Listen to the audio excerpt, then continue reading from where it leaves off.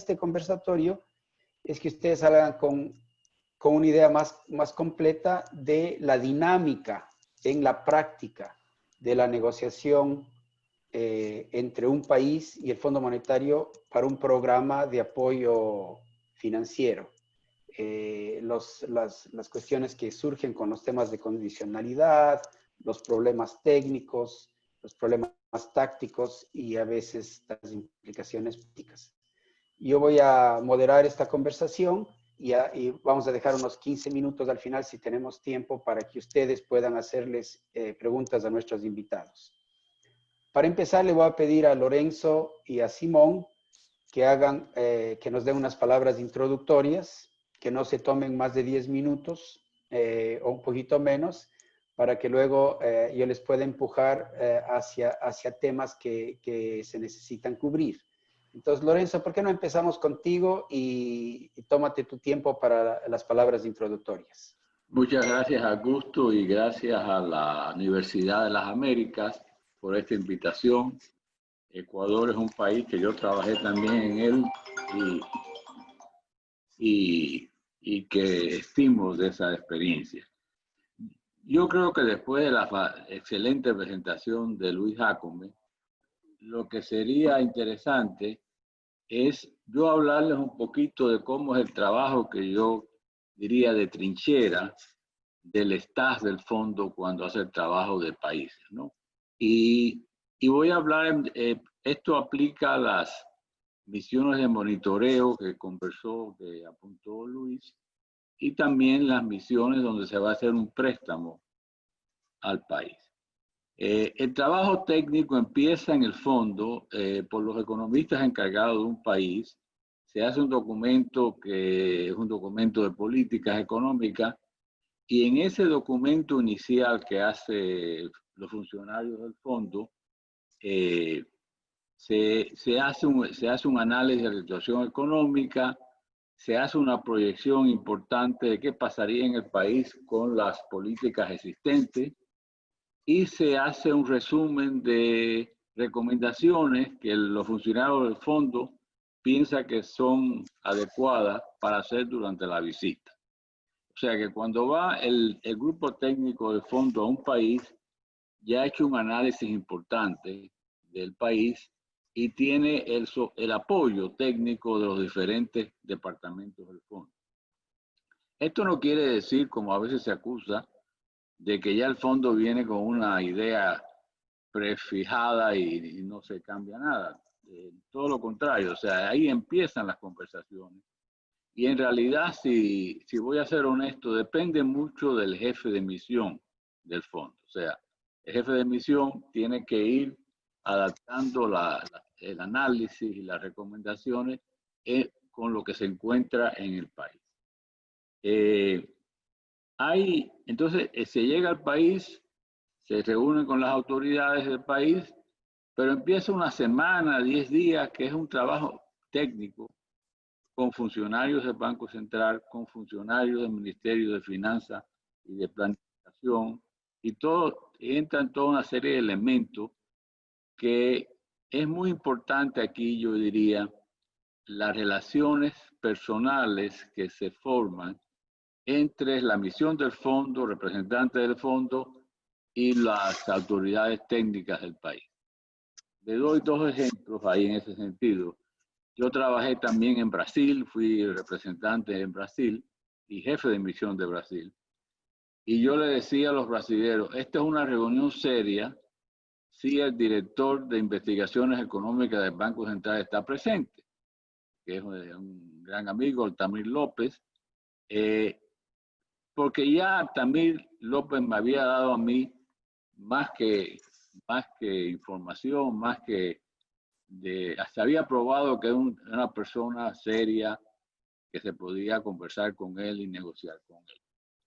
Otro ejemplo, en un momento dado, cuando yo era jefe de misión a Ecuador, en 1988, 89, 90, Luis Jácome estaba de funcionario, de asesor del director ejecutivo para Ecuador, que era el doctor Alexander Kafka, que representaba a Brasil también.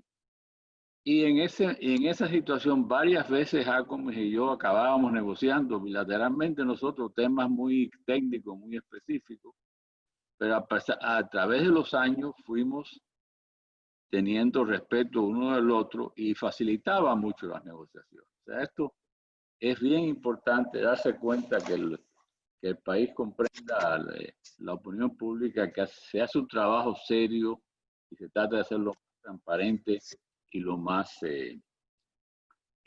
concreto posible.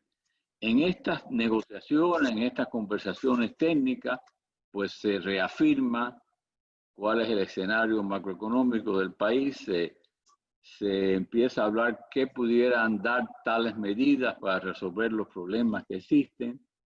Y ahí, bueno, si es una negociación de un programa, pues se llegan a unos supuestos básicos de inflación, de crecimiento, balanza de pago, pero hay que llegar también a acuerdos muy concretos, por ejemplo, en el área fiscal, si hay que tomar medidas de tributación.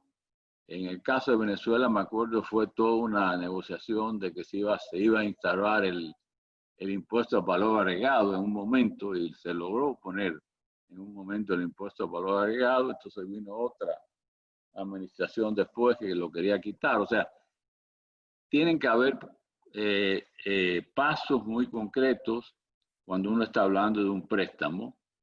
Tiene otra cosa que es bien importante. El staff del fondo y las autoridades tienen que llegar a un acuerdo que las necesidades de financiamiento del país están cubiertas.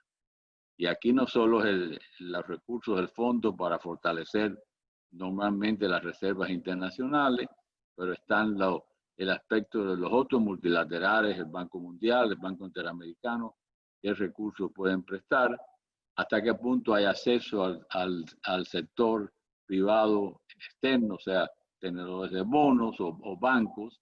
En mi época, en el caso de Ecuador, era muy importante que los créditos oficiales de otros países, de gobiernos que se le llama del Club de París, que ellos realmente estarían dispuestos a dar un refinanciamiento de la deuda del país. Y por ese motivo me tocó ir a mí 2 veces a París a negociar con el Club de París y las autoridades ecuatorianas.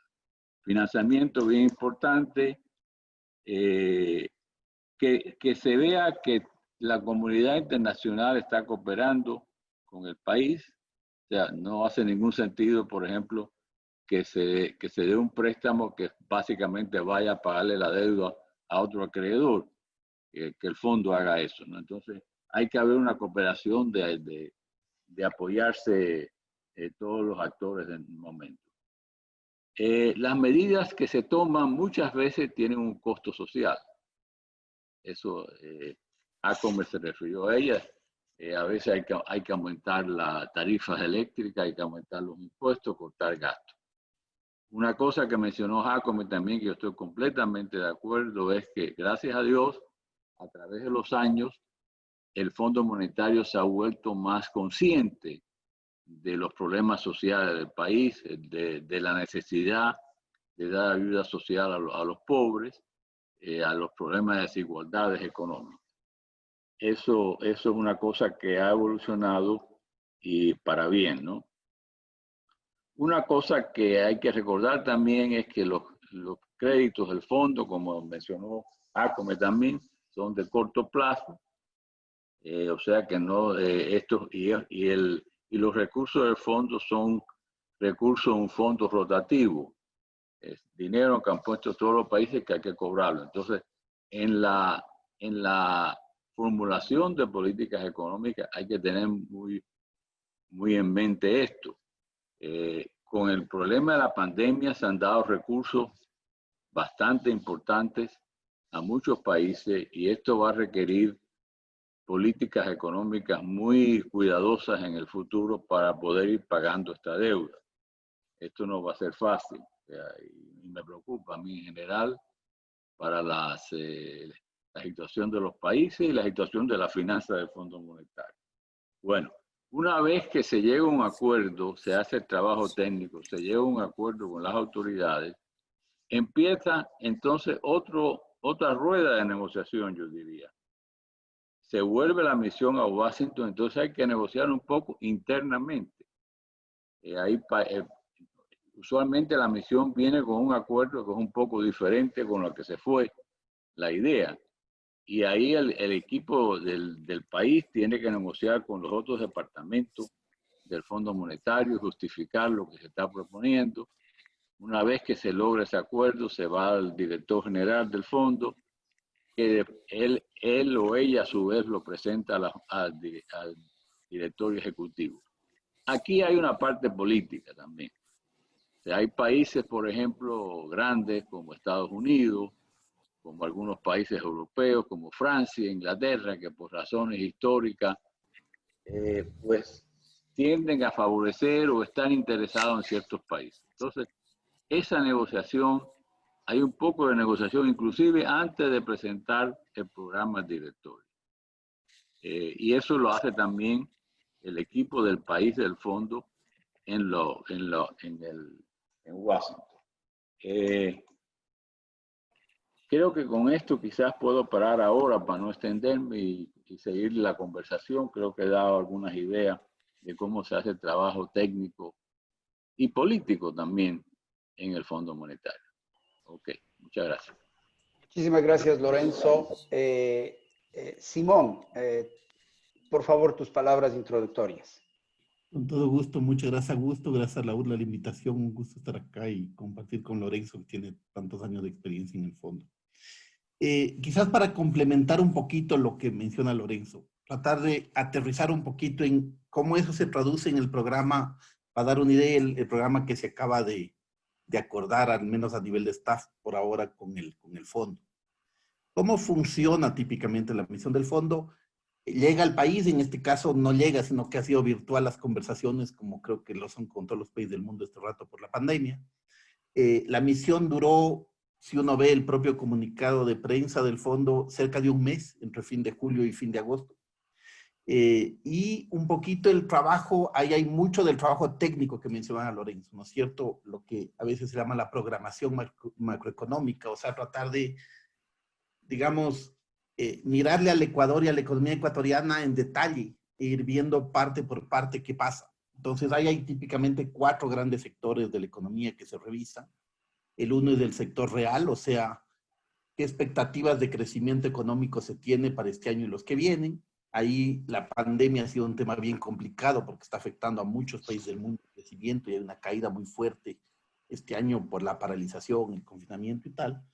Asociado a eso, los temas de inflación, de desempleo, del cómo iba a impactar. Entonces, es como la parte real que da como el contexto. Luego hay mucho trabajo técnico en la parte fiscal, como menciona Lorenzo, ¿no es cierto? Porque hay que revisar en detalle qué es lo que se espera para el Ecuador, tanto este año como los años que vienen de la parte fiscal, tanto lo que técnicamente se llama el sobre la línea, o sea, ingresos y gastos del Estado. En el caso ecuatoriano, por ejemplo, ingresos petroleros, ha habido mucha variación de los precios de petróleo con el COVID y lo que se puede venir.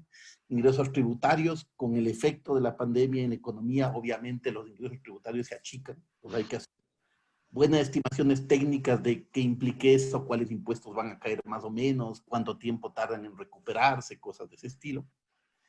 Cómo les va a ir a las empresas públicas, y luego los gastos públicos, los sueldos y salarios, el pago de pensiones, etcétera, pero también toda la parte del gasto social, los bonos de transferencia, los que hay en el Ecuador, el bono de desarrollo humano, los nuevos bonos que a raíz del COVID se han creado o el gobierno ha ido ampliando para tratar de llegar a los sectores más vulnerables frente a la pandemia y cómo se les llega.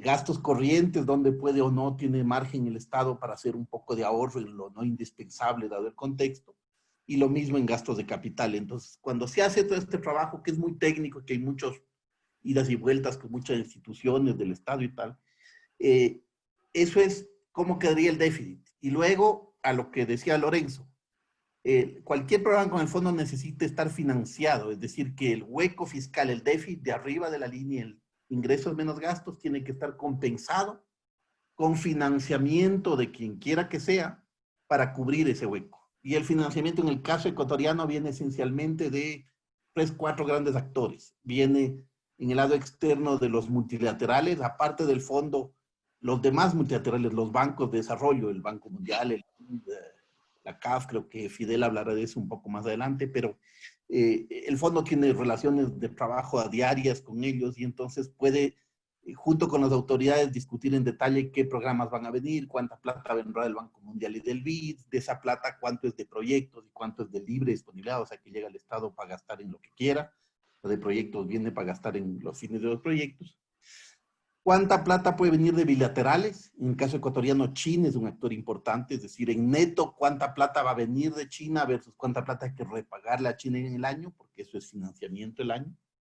Y en la parte de deuda interna, si hay algo de financiamiento que puede provenir del BIES o del IES, o si necesita el IES más plata este año para pagar pensiones, y los bonos de deuda interna, ese tipo de cosas. Entonces, todo ese trabajo llega a decir, ok, tengo un déficit, tengo una fuente de financiamiento y muchas veces en ese trabajo hay un hueco, queda un hueco faltante, ¿no es cierto? Y la idea es que parte de ese faltante lo cubre el fondo o lo cubre en apoyo con otros multilaterales o se vea otras alternativas. En el caso ecuatoriano hay una fuente adicional de cubrir el hueco, que ha sido este año la renegociación de la deuda externa, porque eso ha permitido dejar de pagar intereses que estaban sobre la línea como pagos que había que hacer y que ahora ya no hay que hacer, digamos así, o este año ya no hace falta, entonces ayuda a cubrir el hueco. Entonces, ese es como un trabajo grande. Y luego hay dos sectores más que se revisan, el sector externo, cómo le va la balance de pagos de la economía, exportaciones, importaciones, ingresos de capital, cosas así. Y el sistema financiero y el Banco Central, cómo está el balance del Banco Central, cómo cuadran las cuentas, los pasivos y activos del Banco Central, y cómo está el sistema financiero, qué se puede esperar en cuanto a créditos de la banca al sistema privado, cómo ese crédito es consistente o no con el crecimiento económico. Entonces hay mucho de consistencia en todo esto, asegurarse que lo que se pone en la parte externa cuadre con lo que se puso en la parte fiscal, que el crecimiento esté consistente con los ingresos, etcétera, ¿no es cierto? Muchos cruces técnicos para ver que sume. Una vez que se tiene ese trabajo, que es muy técnico y muy de detalle, hay como varios temas importantes que la misión negocia con las autoridades. Un tema, por ejemplo, es qué tipo de acuerdo se va a llegar. Creo que Luis Jacobi nos dio un buen resumen de los distintos acuerdos posibles. En el caso ecuatoriano, la discusión seguramente habrá estado básicamente entre tener un stand-by, que es un acuerdo un poco más de corto plazo, con un IFF, que es un acuerdo de 3 años de facilidad extendida. Las ventajas y desventajas ahí son que el stand-by es más corto plazo y quizás, dado el contexto del Ecuador y el hecho que es un gobierno que está acabando, es típicamente el instrumento más razonable, pero al mismo tiempo, mientras en el IFF los plazos del crédito del fondo son más largos. Entonces, en este caso quizás para el Ecuador el haber llegado a un acuerdo de facilidad extendida tenía la ventaja de que el repago va a demorar más tiempo, tenemos más años para pagar, se empieza a pagar más tarde, y eso ayuda a que la sostenibilidad de la deuda pública con el tiempo sea más fácil de lograr. Ese es un tipo de temas. El segundo tipo de negociación es las metas del programa, o sea, cuánto finalmente va a ser el déficit fiscal, y eso depende en parte de cuánto de financiamiento hay. Creo que en esta vez el Ecuador tiene un programa muy excepcional. ¿En qué sentido? Por un lado es uno de facilidad extendida pese a que estamos cerca de elecciones. Por otro lado, el monto del acuerdo es muy grande. Este monto de 6,2 billones va más allá de lo que mencionaba Luis Jacome, se puede obtener del fondo para un acuerdo, entre comillas, normal, digamos, de acceso ordinario, que se llame en función del tamaño del país, de la cuota que tiene en el fondo y tal. El Ecuador tiene una cuota en el fondo de algo, un poquito menos de $1.000 millones. Entonces, el acceder a eso implicó para el Ecuador tener un acuerdo, como llaman, con acceso excepcional. O sea, ir más allá del acceso normal de la cuota, sino pedir más. Y además, la otra gran diferencia es que esos 6,2 millones, $1.000 millones, 4.000 de esos 6,2 están llegando este año, estarían llegando entre septiembre y diciembre de este año. Y entonces es un montón de plata para el Ecuador. La razón de tantos recursos se justifica por el carácter tan excepcional de la crisis del COVID, de la pandemia, del impacto sobre la economía y eso. Entonces creo que ese es el otro gran tema. Las metas típicamente que se fijan en un acuerdo con el fondo son metas que cubren los temas fiscales, el déficit fiscal en el caso ecuatoriano puede ser o del sector público no financiero o del presupuesto general del Estado, que es más del gobierno central, digamos, uno de los dos. El uno cubre más amplio, el otro es más cercano a lo que finanzas puede controlar en el día a día, porque el resto depende de terceros, de los gobiernos locales, del IES, etc. Ese es un tipo de meta. Típicamente esa meta es para medir lo que les decía, el sobre la línea del gasto fiscal, de la parte fiscal. Hay típicamente alguna meta del bajo la línea de cómo se va a financiar, y esa meta generalmente está relacionada a los depósitos que tenga el gobierno central o el sector público en el Banco Central. Es la otra cara de la medalla, digamos, de la parte fiscal. Hay típicamente alguna meta ligada a las reservas del Banco Central, porque parte de la lógica es que el central tenga suficiente liquidez y reservas para respaldar los pasivos que tiene y para asegurar que el sistema financiero tenga un respaldo y para asegurar que la situación del país pueda seguir los pagos normalmente. Y cada vez más, creo que Luis y Lorenzo lo mencionaban, hay una meta de gasto social. En este caso es una meta no de máximo, sino de mínimo.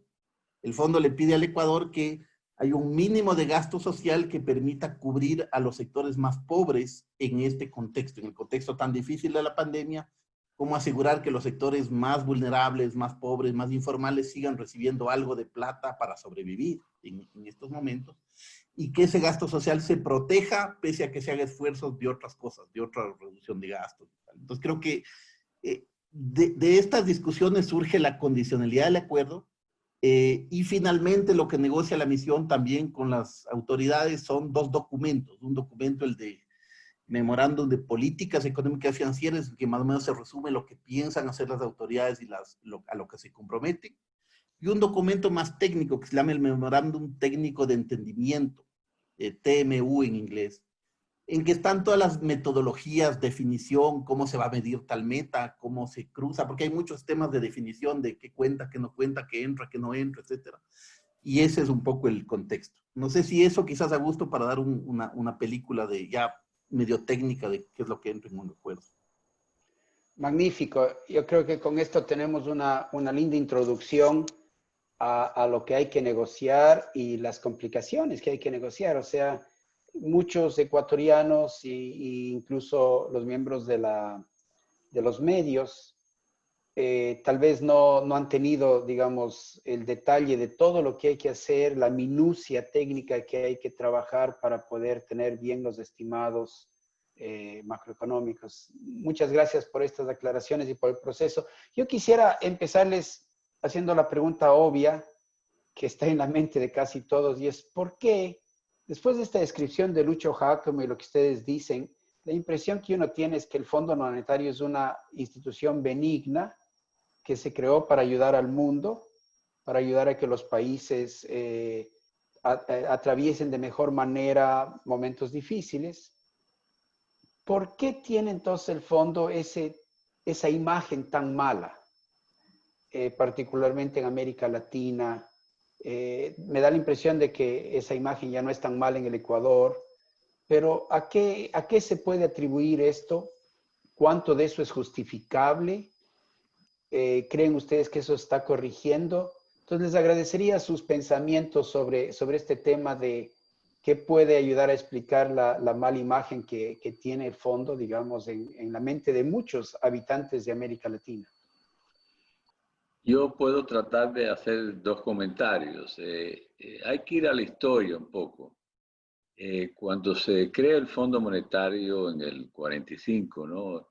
El nivel técnico en muchos países era muy bajo. Entonces, sobre todo en los años, yo tengo la impresión, yo no estaba en el fondo en aquella época, durante los años 50, principios de los 60, pues había un poco una actitud prepotente de las misiones del fondo cuando llegaban a los países, ¿no? Que se sabía más que las autoridades, ¿no? Y esto no ayuda a la imagen del fondo, no ayudó. Esto ha cambiado radicalmente, gracias a Dios.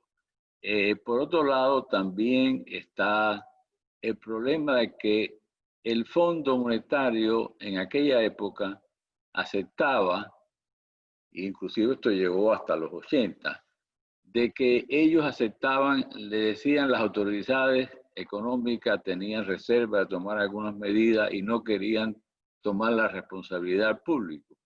Y muchas veces, con aceptación implícita de las misiones del fondo, las autoridades económicas culpaban al staff del fondo de las medidas que había que tomar, que eran medidas que era de cortar gastos, aumentar impuestos, devaluaciones, etc.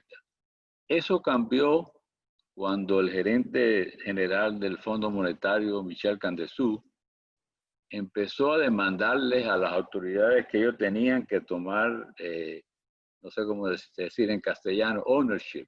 Tenía que tomar responsabilidades por sus acciones.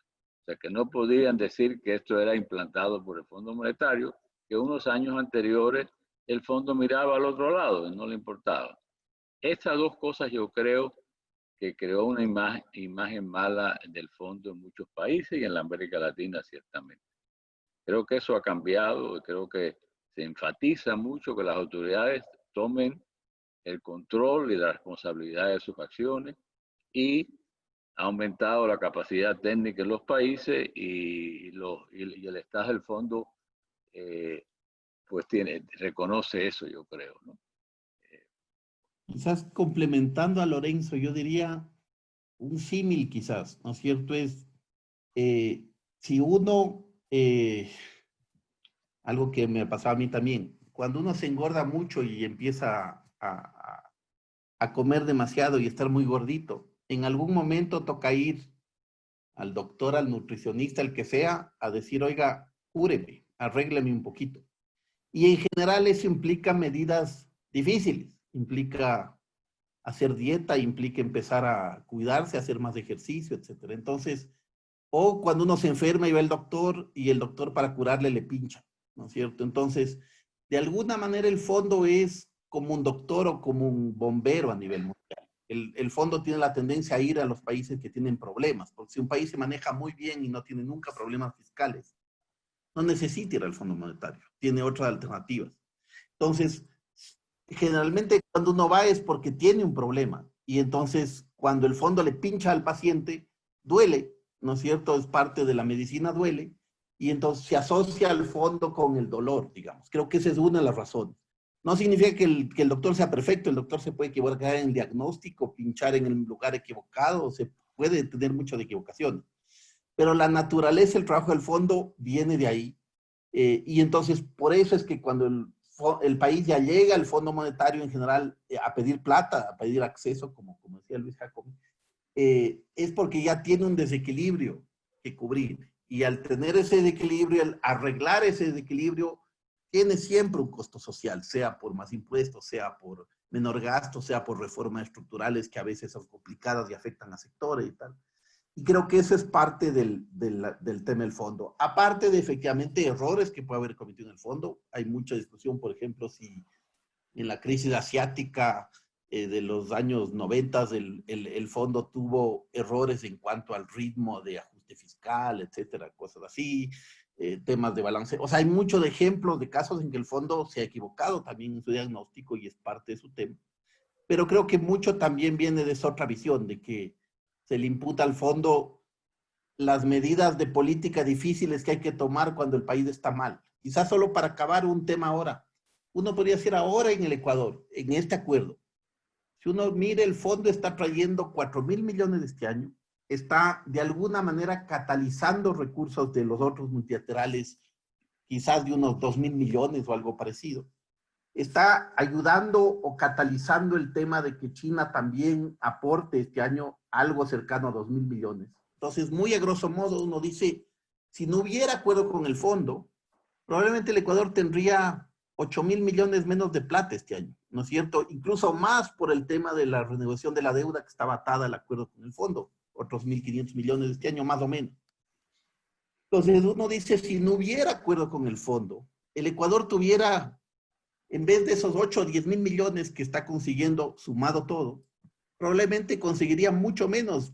Trataría de ver los mercados, buscar por aquí y por allá, pero yo no le veo opción que le daría nunca esa cantidad de plata. Y por lo tanto, sin esa medicina, el Ecuador tuviera que hacer un ajuste muchísimo más duro este año de lo que le va a tocar hacer. Visto así, el fondo de alguna manera permite que el ajuste, no que no haya, pero que sea más gradual y más progresivo. Obviamente, igual hay ajuste y obviamente eso también le afecta a la imagen, pero creo que es importante darse cuenta de eso. En este año al menos el fondo está aliviando en mucho el tamaño del ajuste que tendría que hacer de otra forma el Ecuador. Así es. Muchas gracias. Ciertamente me llamó mucho la atención lo que decía Lorenzo, que inicialmente cuando los países emergentes eran más pobres y tenían menos capacidad técnica, tal vez el fondo desarrolló una actitud prepotente, porque los técnicos del fondo tenían más capacitación técnica y se topaban con autoridades de los países que no conocían bien ni siquiera sus propios números. Eso ha cambiado, eso ha cambiado. Entonces quisiera que ustedes expliquen un poquito cómo cambia la dinámica de la negociación dependiendo de la capacidad técnica de los equipos del país y cómo eso puede o no puede alterar esa visión que se tiene de que el fondo impone condiciones en lugar de negociar condiciones que sean razonables desde el punto de vista económico. Entonces, este tema de capacidad técnica y la percepción de imposición versus un acuerdo técnico, me gustaría que ustedes lo expliquen un poco a la luz de las experiencias que ustedes tienen y también de anécdotas que a lo mejor se les puede venir a la mente.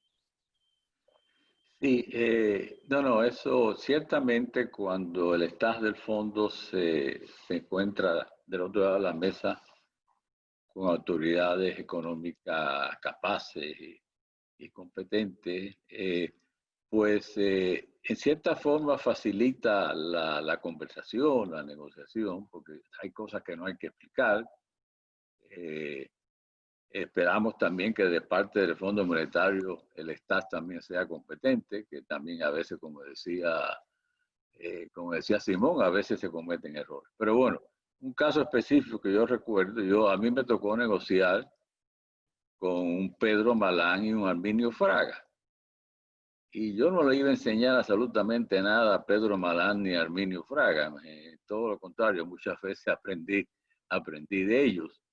Pero era una negociación de mucha altura y se podía ir rápidamente a hablar de temas más profundos, ¿no? De reformas estructurales. En el caso de Venezuela, por ejemplo, que Augusto, tú participaste, estaba de ministro de Economía, de Planificación, Ricardo Hausmann, que es un excelente economista, hoy profesor de Harvard, y con Ricardo había que negociar con mucho cuidado porque él era muy hábil y muy competente. Entonces, esas negociaciones realmente dan gusto y esas autoridades económicas tienen su reputación dentro del Fondo Monetario, aparte del staff del fondo, aparte del jefe de la misión, ¿no? Así que en ese sentido yo creo que son negociaciones muy diferentes. A mí me tocó también negociar, por ejemplo, la raíz de, bueno, voy a nombrar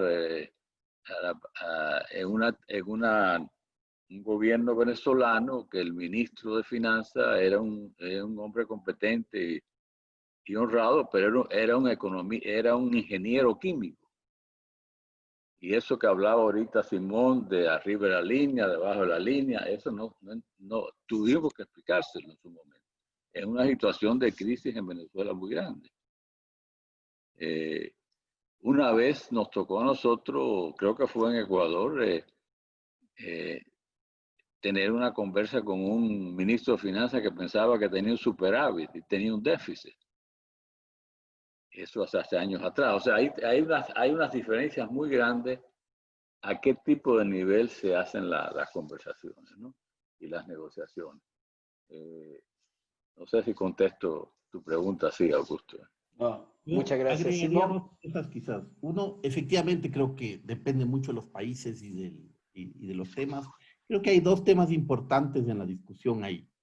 El uno es la comprensión de la situación política local. Eso es algo que a veces es complejo para el fondo porque viene de afuera, porque tiene economistas de muchos países y llega a un país que no necesariamente conocen al detalle. Y todo país tiene sus complejidades políticas difíciles, sus actores raros, sus mensajes extraños, etc. Entonces, creo que ahí hay un rol importante de hacerla, y ese es uno de los roles en realidad de la persona que es representante reciente en el país, es tratar de hacer de traductor para el fondo de la realidad local y traductor para las autoridades locales de la realidad del fondo, de hacer como de interfase en la mitad. Ese es uno. El otro sobre el tema de estadísticos, el Ecuador todavía tiene debilidades estadísticas o de debilidades, digamos, de detalle estadístico importantes. Y creo que tenemos que reconocerlo tanto a nivel de finanzas como el Banco Central.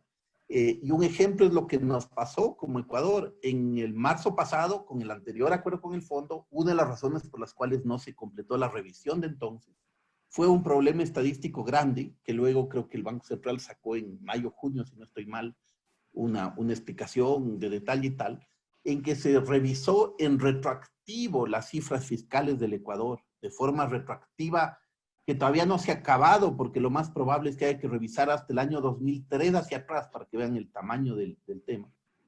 Por un monto de como 1.700 millones, eso es como 1,7% del PIB del país, que es bastante, ¿no es cierto? Eso refleja problemas entre el sobre y bajo la línea, no quiero entrar en lo técnico, pero discrepancias. Por ejemplo, porque la forma en que un gobierno local contabiliza cierta plata que le llega puede ser distinta a la forma en que el gobierno central contabiliza ese otro. Entonces, cuando se suman los dos, se está sumando peras con papas y luego no suma bien, digamos, cosas de ese estilo. Entonces, sí hay todavía, y el Ecuador tiene que hacer esfuerzos importantes, y en eso el fondo es bien útil, para medir de la misma forma que se mide en todo el mundo lo mismo, que el déficit fiscal se mide igualito, que la Reserva Internacional se mide con la misma metodología, y entiendo que el fondo está ya, incluso por ahora, en procesos de asistencia técnica al Ecuador en ese tipo de ámbitos, y creo que eso es útil, más allá de que se lleve un acuerdo, no de quién sea el presidente, de lo que sea. Tal vez los amigos periodistas no conocen algo que a mí me llamó mucho la atención cuando trabajé en el Fondo Monetario en mi etapa temprana de la carrera, y que es que el Fondo Monetario constantemente está haciendo estudios de programas pasados y está tratando de extraer lecciones, qué funcionó, qué no funcionó en programas pasados, qué hizo bien el fondo, qué se hizo mal, qué hay que cambiar. Entonces, hay más reflexión interna en el fondo de lo que tal vez se piensa fuera. Quizás ustedes pueden acordarse de algo de eso y contarles a los periodistas de aquí qué lecciones más o menos se han extraído a través de esos estudios, cuándo funcionan mejor los programas y cuándo no funcionan bien. Algo de que ustedes puedan recordar de su experiencia con respecto a las propias reflexiones del fondo de qué funciona bien o qué no ha funcionado bien y qué puede mejorarse. Bueno, tengo la mente un poco en blanco en ese sentido ahora, pero déjame recoger un tema que sacó Simón, que es el conocimiento de la situación política.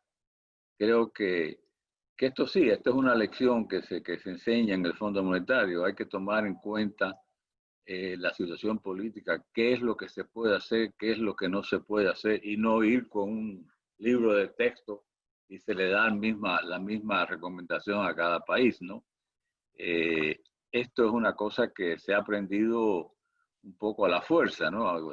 Por problemas que han habido con implementación de países, de programas. Ahí, en el caso, perdonen que vuelva de nuevo a Brasil, pero fue los últimos años que trabajé en la América Latina. En el año 2002 se hizo un stand-by arrangement en el 2001 con Brasil que no funcionó.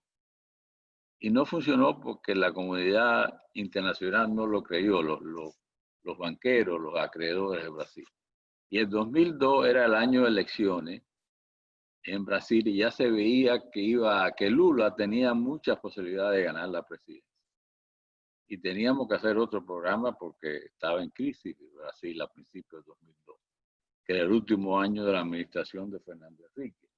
Y ahí entonces teníamos un representante en Brasil que él hizo contacto con el partido de Lula, Partido de Trabajadores, y él informó, mire, con Lula se puede negociar también. Entonces hicimos una negociación con la administración que salía y y con el apoyo que se le pidió al candidato Lula de que dijera que apoyaba que se negociara con el Fondo Monetario. Entonces, estoy trayendo aquí varias ideas. No fue el reconocimiento de la situación política del país, el hecho de que había que tomar en cuenta eso y el trabajo bien hecho del representante del fondo de identificar las posibilidades. Y se hizo un programa económico en Brasil en el 2002 que funcionó. Ese sí funcionó. Bien. La otra cosa quizás de lecciones de los programas del fondo que se me ocurre es quizás un poco de ser más cauteloso en estimar el rendimiento de las políticas, por ejemplo, tributarias, que no muchas veces son menores de lo que se piensa. O sea, todo un contexto de cómo tomar en cuenta diferentes factores que afectan los ingresos del gobierno se ha ido mejorando y se ha ido identificando medidas que funcionan y medidas que no funcionan en el área fiscal.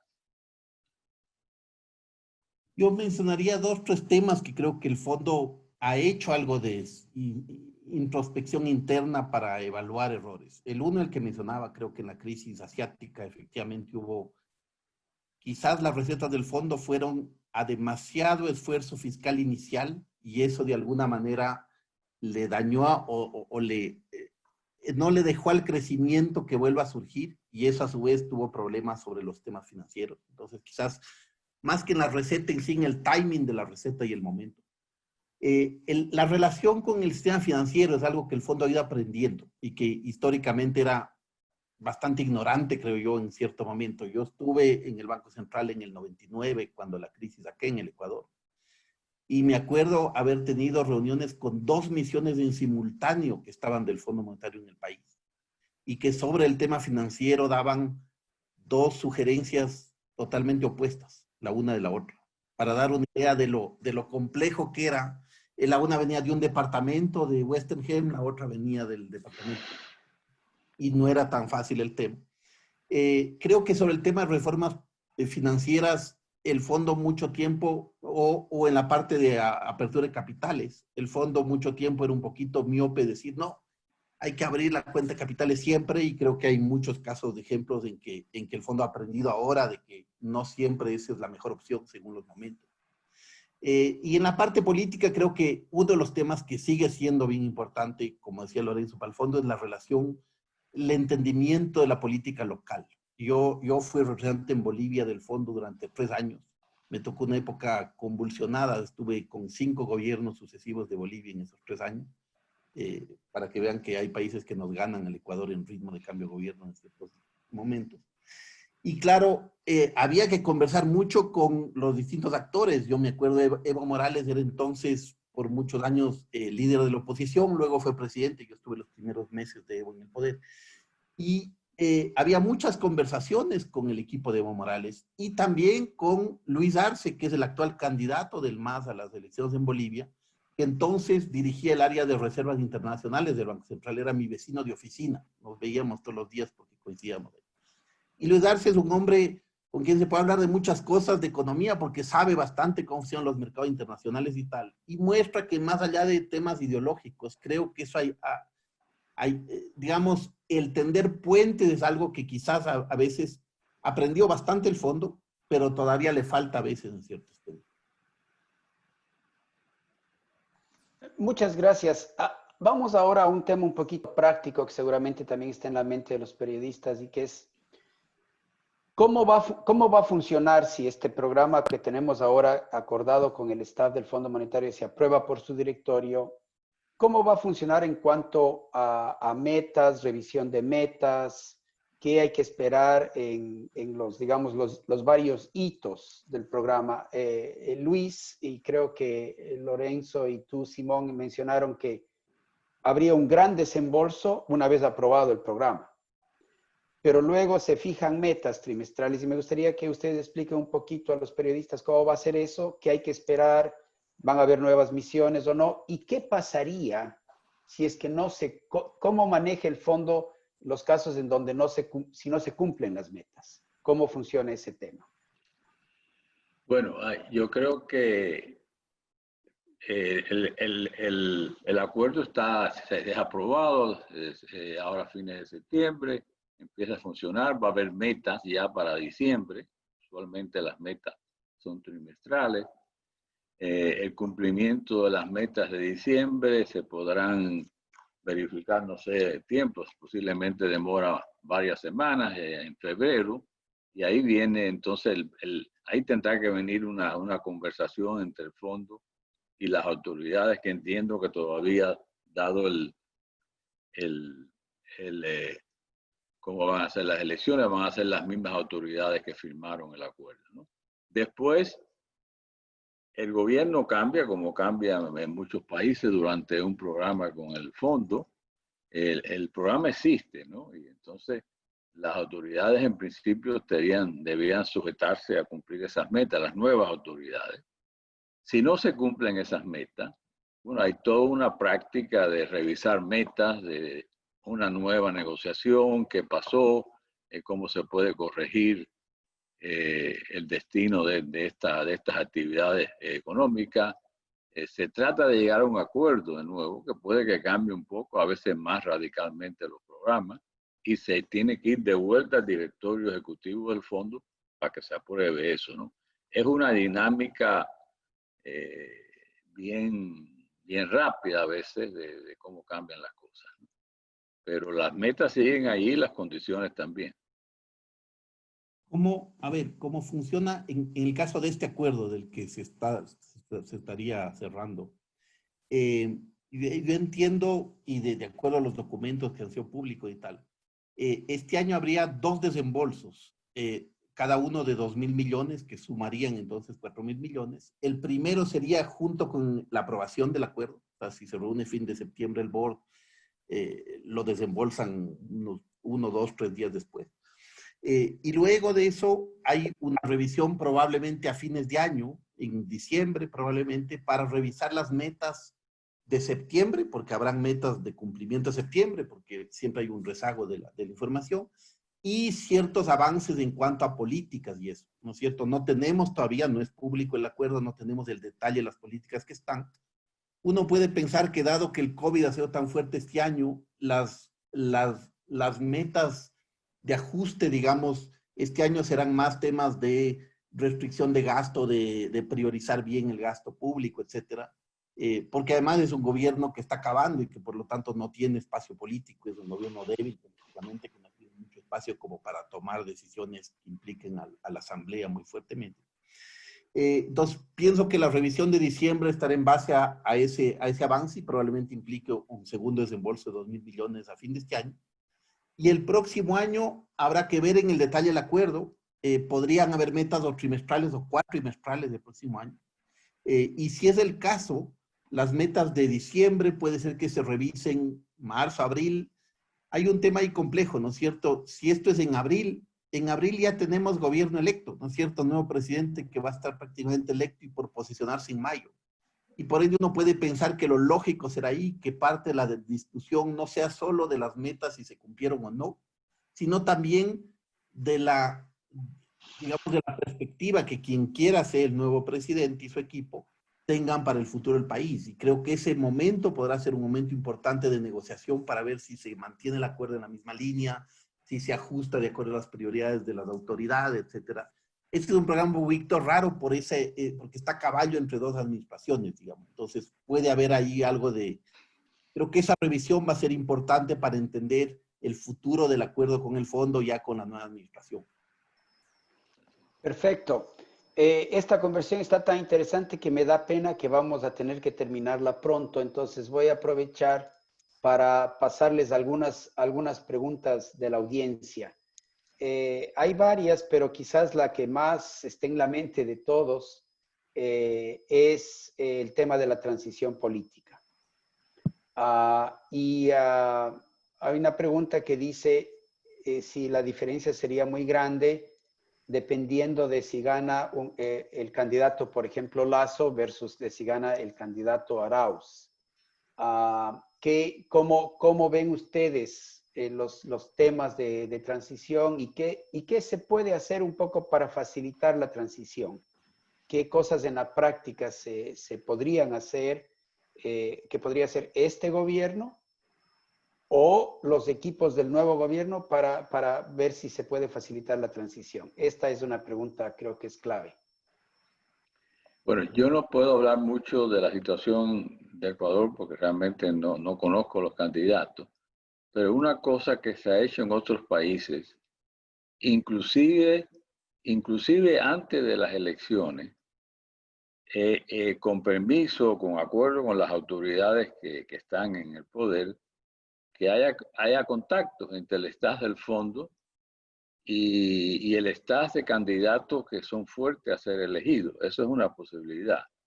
Ciertamente se puede hacer una vez que ya pasó las elecciones, ya se sabe, como decía Simón, más o menos quiénes son los asesores económicos, quiénes van a ocupar los cargos importantes en el nuevo gobierno. Se pueden empezar a hacer contactos rápidamente para suavizar un poco esa transferencia de una administración a la otra. Quizás, a ver, efectivamente va a ser, obviamente, y eso es normal en un país democrático, ¿no es cierto? Quien quiera ser electo tiene todo el derecho legítimo a pensar en un programa económico como lo quiera.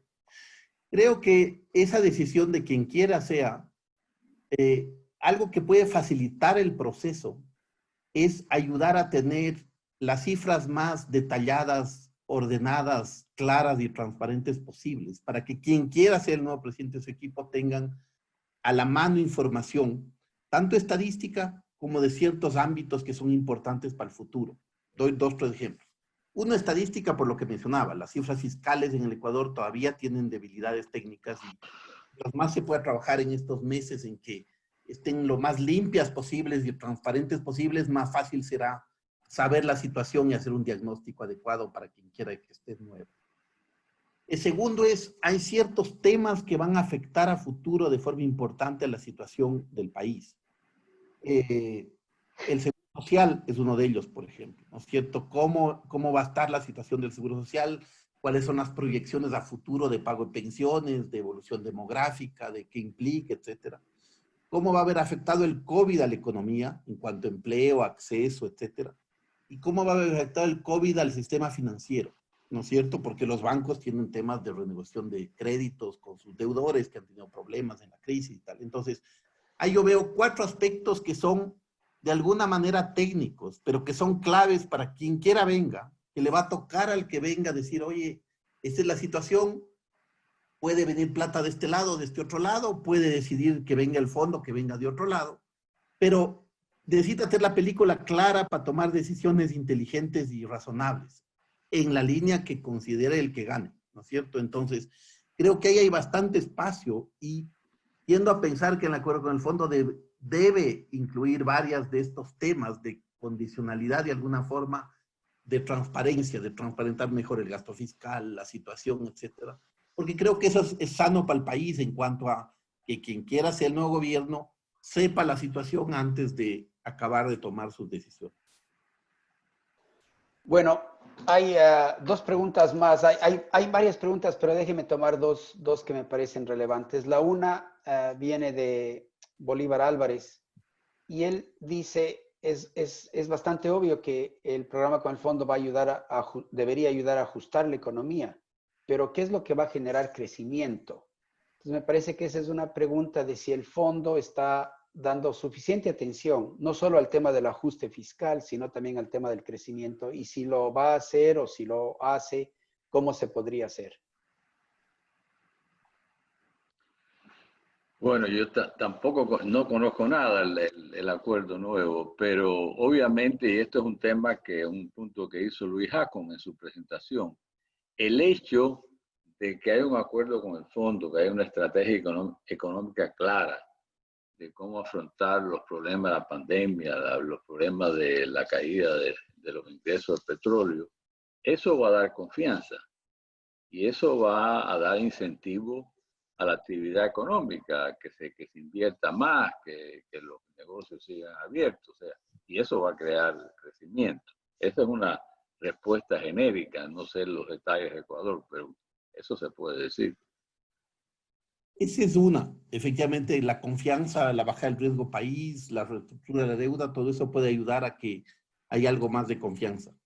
Pero las decisiones más de política van a tener su impacto. Es decir, es inevitable que el Ecuador, creo que Vicente lo explicó bien más temprano, tenga que hacer un ajuste gradual en el tiempo de su situación fiscal, porque nunca va a haber tanta plata para financiarnos de ese tamaño de déficit de forma permanente. Pero la forma de hacerlo impacta en el crecimiento económico. Es decir, es distinto si uno reduce solo gastos y qué tipo de gastos reduce. Es distinto si uno cambia la estructura tributaria y reemplaza ciertos impuestos por otros. Hay impuestos que ayudan más al crecimiento que otros.